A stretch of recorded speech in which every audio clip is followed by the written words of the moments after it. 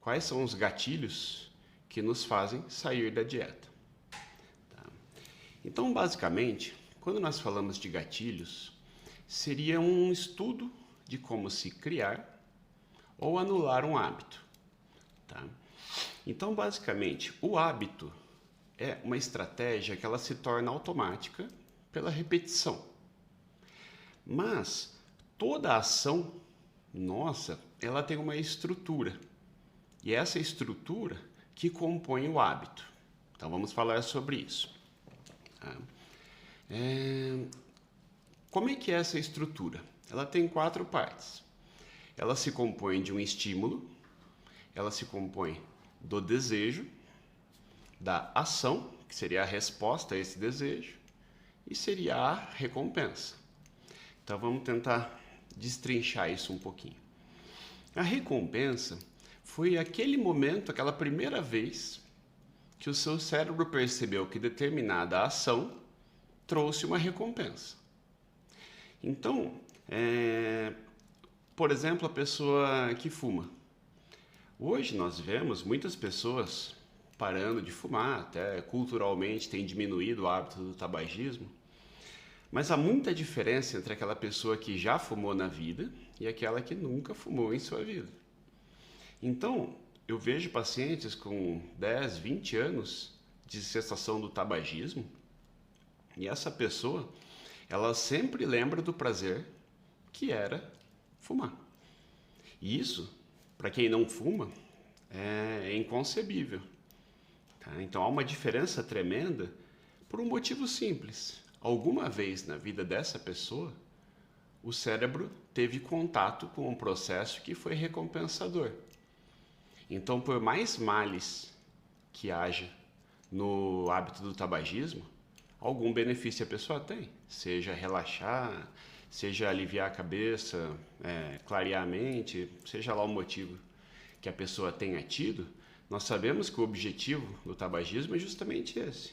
Gerar uma reação prazerosa e que essa pessoa fique dependente disso. Tá? Graças a Deus que isso está diminuindo, na verdade. Mas o que eu quero dizer então? Que aquele cérebro que teve o primeiro contato, ele não se esquece dessa recompensa. Tá? Então, toda vez que eu me dirijo a algum paciente, eu brinco com eles assim, tá, e você está pensando em parar de fumar hoje ou amanhã? É uma piada onde, assim, eu finjo que tudo está na mão da pessoa. Mas eu sei muito bem que é uma luta muito difícil se livrar do tabagismo. Então, eu digo para as pessoas assim, não é só querer parar de fumar, não é convencer a pessoa de como é importante parar de fumar. Você tem que identificar qual é o gatilho. Então, esse episódio sobre gatilhos, ele se baseia nisso. Como criar um hábito? Como eliminar um hábito? Tá? Então, todos nós sabemos identificar aquilo que é bom e o que é ruim para nós. Certo? Então, o primeiro passo para criar ou eliminar um hábito é que ele seja claro. Certo? Então, não seria exatamente parar de fumar, porque essa é uma ordem um pouco ampla. Eu diria assim, no dia tal, eu vou decidir parar de fumar completamente, assim que eu iniciar um adesivo de nicotina, que será aplicado em determinada hora. Tá? É um exemplo. Quanto mais claro for esse plano, mais fácil eu consigo implementá-lo. Porque o nosso corpo ele não esquece da recompensa, como nós falamos. Então, a única alternativa que nós temos é sobrescrever essa recompensa. Eu não consigo fazer ninguém esquecer o prazer de fumar. Mas eu consigo colocar por cima desse prazer o prazer de respirar melhor, de ter mais disposição, de perceberem que o hálito da pessoa melhorou, a sensação de vitória de controlar o próprio mau hábito do tabagismo. Então, quando eu consigo colocar um prazer por cima daquela recompensa ruim, aí eu consigo mostrar para o cérebro uma decisão binária. Então eu penso, igual aquela pessoa que está fazendo dieta. Como era bom comer livremente quando eu estou angustiado? Até que eu percebo que, como é bom respeitar o plano alimentar, afinal eu estou cada vez mais magro. Mas ninguém nunca vai se esquecer da recompensa que é ter uma válvula de escape. Então eu passo nervoso com alguma coisa, fico preocupado com algum problema, o cérebro ele não vai se esquecer disso. Ele sempre vai te lembrar que se você comer aquilo que está com vontade, na vontade que quiser, se você for em determinado restaurante, você vai ter um alívio da sua angústia. Então, em vez de eu pensar assim, puxa, eu gostaria de comer livremente, então eu tenho que me controlar, eu tenho que ter força de vontade, eu tenho que olhar lá no início da cadeia, não na recompensa que é o quarto passo, é lá no primeiro, no estímulo. E aqui entra em cena a discussão de um hormônio chamado dopamina. Tá? Por mais que nós gostamos da ideia de que tudo está em nossa mente, de certa forma está, mas nós somos um emaranhado de substâncias químicas. Então, nós podemos fazer milagres com a mente sem a menor dúvida. Só que a mente, ela se manifesta por substâncias. Então, nós estamos falando aqui de química. Então, como é que funcionaria a dopamina? A dopamina, ela seria como se fosse o hormônio do desejo.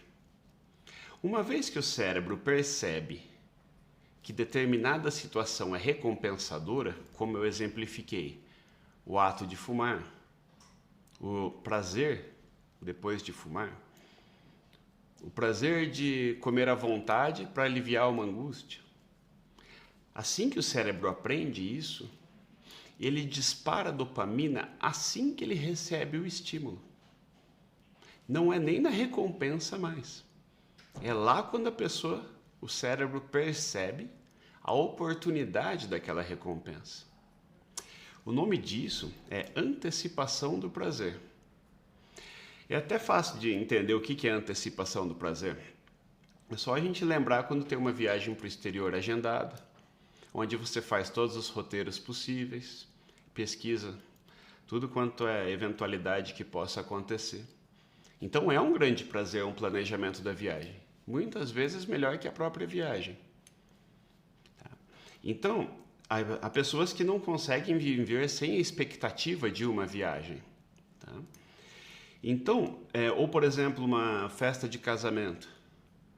Está marcada para sábado à noite uma festa de casamento. Você já planeja qual roupa vai ser usada, no caso das mulheres, qual vestido que ela vai usar.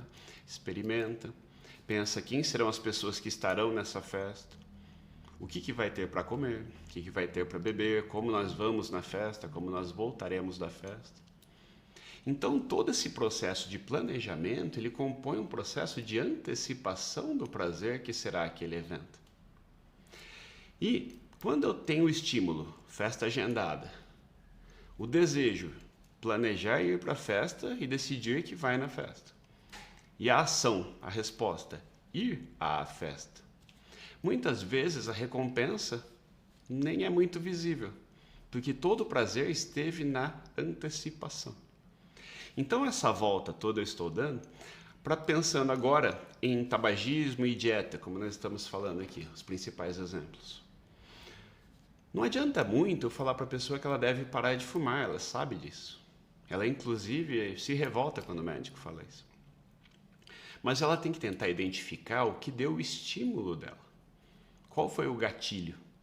Um gatilho muito comum é café.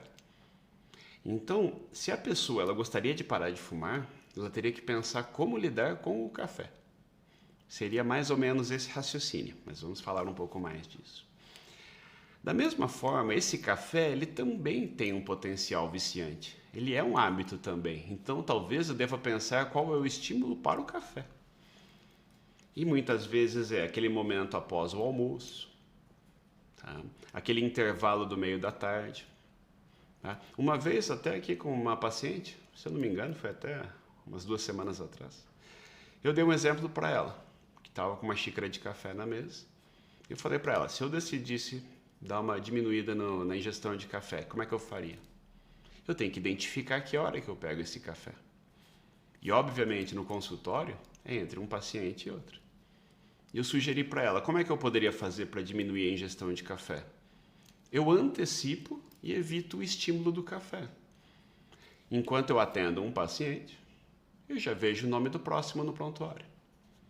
Assim que eu vou me despedir do paciente e levá-lo até a porta, eu já chamo o próximo. Eu evito o estímulo para o café. Tá? Eu não tomo tanto café assim, então não acho que deva tirar esse hábito, porque cafeína tem seu valor. Só que essa foi uma forma simples, não de eu ficar resistindo ao prazer do café, ou ficar lidando com força de vontade para não tomar café.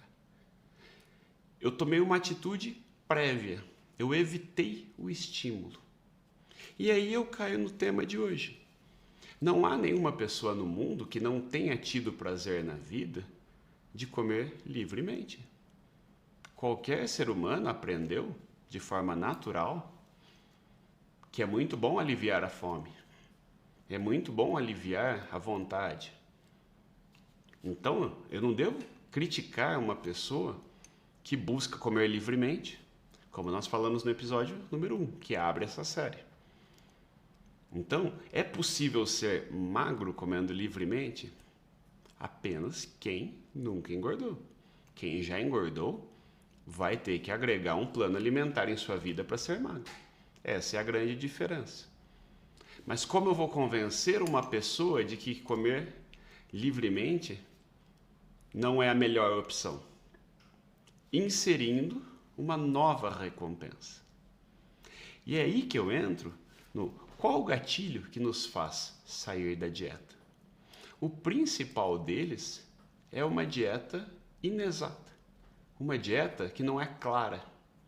E aquela pessoa que decide emagrecer da seguinte maneira: vou maneirar um pouco nos doces. Qual doce? Que hora que eu vou maneirar nos doces? Se eu me perguntar assim, eu vou cortar os pães, tá? Qual pão? E na hora que só tiver pão, como é que você faz? Então, se eu não tenho um plano claro na mente, será muito fácil disparar o estímulo. Então eu chego no final da tarde em casa, estou acostumado a pegar um pão e gostaria de diminuir o pão. Eu não posso deixar ele chegar em casa, mas não era mais fácil não deixar o pão visível? Ou deixar ele de difícil acesso? Assim você se estimula a pegar aquele alimento que está mais fácil, está mais à mão. E aí que a gente entra naquelas estratégias onde a gente, em vez de se sabotar, a gente age de uma forma de não se sabotar. Que é aquela coisa na cozinha de deixar aquele petisco, tipo nozes, castanhas, que são gorduras boas. Nós vamos falar sobre o episódio de gorduras boas, que é um dos próximos. Frutas à vista. Afastar da nossa vista aquela bala, aquela rosquinha. Tá? E o ideal até seria que outra pessoa escondesse. Porque a gente pensa assim, eu não posso ficar escondendo. Sim, talvez tenha que esconder. Porque se a gente mesmo esconde, a gente vai lá e acha. Então, o hábito ele tem que ser, para ele ser criado e para ele ser eliminado, eu tenho que agir lá atrás, lá no estímulo. Então, se eu acho que o pão está difícil, ou em vez de comprar 2 toda semana, eu compro 1, tá? Um pacote de pão fatiado, vou deixar só 1, que acaba rápido. Daqueles 7 dias da semana, talvez você não coma todos os dias da semana, talvez você coma só em 4 ou em 5. Mas essa é uma ação prévia, é lá no supermercado. Tá? Então, eu não acho que as pessoas devam cortar o pão. Eu acho que elas devem tomar atitudes para que elas direcionem para melhores hábitos, mas não criticando o hábito, criando novos estímulos. Então, quando a pessoa se dá conta de que comer castanhas também é bom, comer frutas também é bom, talvez ela consiga perceber uma nova recompensa, que é o quê? Ela consegue perceber a pele melhor, consegue perceber uma retenção líquida menor. E a partir do momento que você observa não a redução de peso só, a redução de peso ela demora dias, semanas, mas naquele exato dia eu começo a achar prazer num novo alimento. Então eu escrevo por cima daquela recompensa de comer livremente. O cérebro entende, sim, comer livremente é bom, mas se você fizer agora ao chegar em casa uma porção de nozes, castanhas, amêndoas, seja lá o que for, ou o exemplo que a gente quiser escolher, eu vou ter um novo estímulo. A chegada em casa vai me levar ao novo hábito. Imagine se eu crio esse hábito das nozes e castanhas ao chegar em casa, mas eu esqueci de comprar. Qual que vai ser a minha solução óbvia? Pegar o pão. Agora, assim, é difícil que as pessoas entendam, porque elas têm medo de ter fome, medo de ter vontade. Então, o nosso corpo ele está totalmente programado para nos levar à recompensa. Então, uma pessoa que queira parar de fumar, ela tem medo de não comprar o cigarro. Certo? Então, como é que a gente faria isso? Essa pessoa teria que comprar, mas pedir para alguém esconder? Talvez. Ah, mas dela vai sofrer. Tá, se o plano for bem elaborado, eu vou comprar, sei que tem em casa, isso vai me dar mais segurança. Se me der um desespero e eu sentir que eu não vou conseguir ficar sem fumar, daí eu peço para a pessoa me indicar e tento mais para frente de novo. Mas o que eu quero enfatizar é que a nossa ação, nossa estratégia, ela tem que se basear no estímulo, no gatilho. Um outro exemplo famoso é aquela pessoa que quer inserir o uso de fio dental. Aquela pessoa que só escova os dentes, mas não usa fio dental. É muito mais provável que eu crie esse hábito se, logo após escovar o dente, no dia anterior, eu me lembrar, preciso deixar o fio dental do lado da escova. No dia seguinte, ao guardar a escova, eu verei o fio dental logo ao lado da escova. E isso é o primeiro passo para criar o hábito. Então, essa ação prévia, ela na verdade ela é crucial para se criar um hábito. Então, quando eu penso apenas no hábito, passa a ser uma tarefa, diria, hercúlea. É muito difícil você enfrentar só a recompensa, mas é muito mais provável que você controle o estímulo. Então, entre os gatilhos que nos fazem sair da dieta, como eu comentei há alguns episódios atrás, é o de se pesar. Então, quando eu estou emagrecendo, eu devo fazer o possível para estar ciente de que, quando eu me peso, eu posso até me animar. Mas se eu tiver uma festa em mente, eu vou usar aquele dado para decidir descansar um pouco da dieta. O nosso corpo ele vai pegar qualquer estímulo que nos lembre do prazer de sair da dieta e comer livremente. Qualquer um, mesmo que eu veja resultado rápido da dieta. Claro, se eu não ver resultado na dieta, eu também vou desanimar e vou também decidir que não devo mais fazer a dieta. Tá? Então, o principal gatilho seria durante o emagrecimento se pesar. Foi até dedicado um episódio apenas para isso. Mas outros dados seriam o seguinte: eu vejo muitas mães, donas de casa, que falam assim, eu tenho que preparar a refeição para os meus filhos. Sim, é verdade, mas você pode muito bem fazer o prato deles apenas. Só que você pode também, antes de preparar, já fazer a sua refeição. Tá? Então, se eu faço aquela refeição para eles e não tenho comido antes, e eu gostaria de mudar aquela alimentação ou talvez controlar aquela quantidade, será que todo o processo de preparo daquela refeição não vai me deixar com muita fome, com muita vontade, tornando quase impossível não comer junto com os filhos? Então percebam que todo o segredo ele está no processo prévio. Se eu quero decidir fazer exercícios pela manhã, naquela hora que eu acordo, que é o momento, ou na hora que eu coloco o tênis na noite anterior do lado da cama? Então são hábitos simples que são prévios.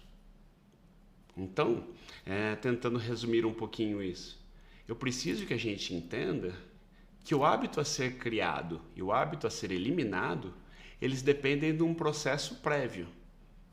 Então, se em vez de eu pensar em começar a fazer exercícios, eu primeiro preciso pensar que horas que eu vou ter para fazer esse exercício.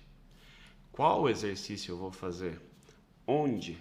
Por quanto tempo?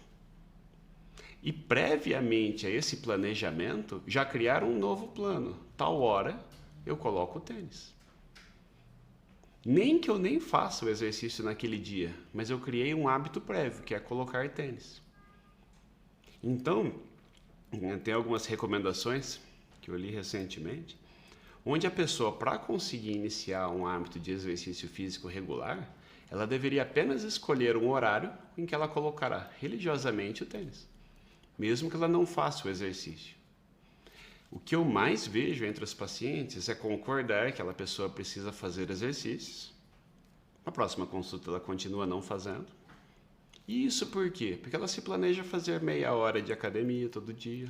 Se ela nunca fez, de repente ela vai passar a fazer meia hora. Será que se ela fizesse 2 minutos, 5 minutos? Ah, mas daí não vale a pena. Entendeu? Então por que a gente não insere o hábito? Porque a gente faz tudo meio 8 ou 80. Ou eu faço muito ou eu não faço nada. Então, quando a pessoa percebe que melhor 2 minutos numa esteira do que nenhum minuto na esteira, de 2 minutos para 3 e para 5 minutos, é um passe de mágica. Em algumas semanas você está fazendo aqueles 30 minutos. Então esse escalonamento de hábitos, ele depende de começar pequeno, mas começar de forma consistente. Tá? Então façam o teste se vocês quiserem começar uma atividade física regular. Escolham um horário e coloquem tênis nesse horário por uma semana, mesmo que não faça exercício. Na semana seguinte você está fazendo pelo menos uma volta no quarteirão, com certeza. Então, hoje eu queria agradecer a presença de vocês, agradecer ao Dr. Marcos que veio hoje, obrigado pela presença, Suzana, Thiago, a Fernanda Tramontim, a Rosângela, nossa grande amiga, o Guilherme, tá? A Fernanda, a Ená, obrigado pela presença, gente. Tá? Então hoje, basicamente, é um dos episódios mais importantes de todos. São aqueles onde a gente percebe que a antecipação do problema é o segredo. Se eu não quero sair da dieta, eu tenho que planejar antes se eu vou sair da dieta. Nós que fazemos por contagem de calorias, por controle de quantidades, por aplicativo digital, lembre-se sempre de ver se dá para fazer aquela refeição. Não coma primeiro para depois descobrir que furou a dieta. Isso é um estímulo poderoso para eu largar toda a dieta o dia inteiro. Tente não furar a dieta na sexta-feira, porque será um estímulo poderoso para sair da dieta o fim de semana todo. Então percebam, como mensagem final de hoje, que a ação ela é sempre prévia. Ela nunca é naquilo que a gente deseja. Ela tem que agir na cadeia, no início da cadeia. Aquilo que mais nos faz fazer aquele hábito que a gente quer eliminar. Certo, gente?